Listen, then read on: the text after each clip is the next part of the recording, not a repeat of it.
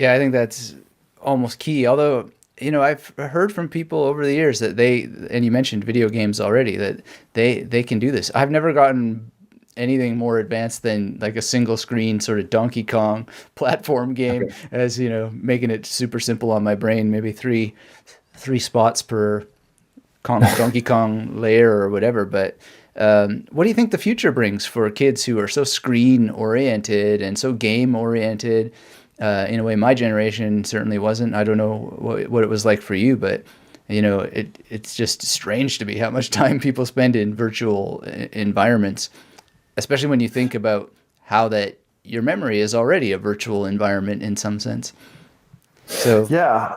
I don't know the answer to that question. What I would like to see, obviously, is people using their memories more. But, I think using these flat surfaces, the computer, your iPhone, I think that's really bad for your memory. But some of the stuff I've seen with, I'm looking over here because I have a virtual reality headset, right. um, which I just got, a few months ago and experienced for the first time, like with a lot of focus and attention.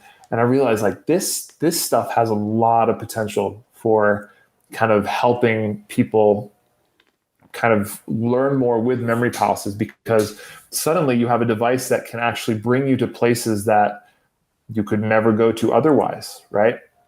Or even imagine going to. Right. And to me, that just screams memory palaces, more memory palaces.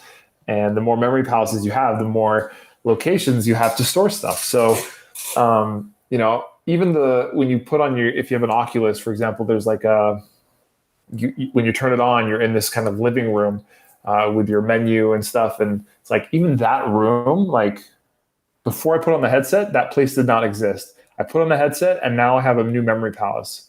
Right. Suddenly, all this potential for data to kind of like be put into my mind, just because I put this screen in front of my head in this certain fashion that's three-dimensional. And that to me blew my mind. And I can only imagine if somebody, I'm trying to work on this too, but if somebody could develop some kind of memory palace training tool or practice tool with one of those headsets, like, think of that future, man. I mean, you could have textbooks that are downloadable, that are basically just a memory palace set up with the imagery for you, and you just explore it, right?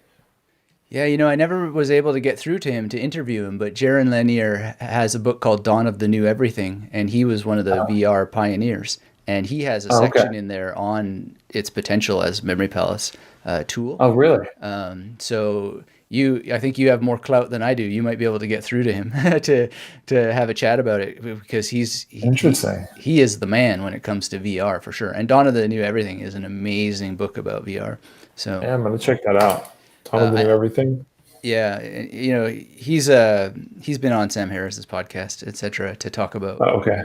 different things, but nonetheless, and he's got a lot of views on media and being careful around technology, even though he's a huge pioneer of it. So it's quite an interesting guy.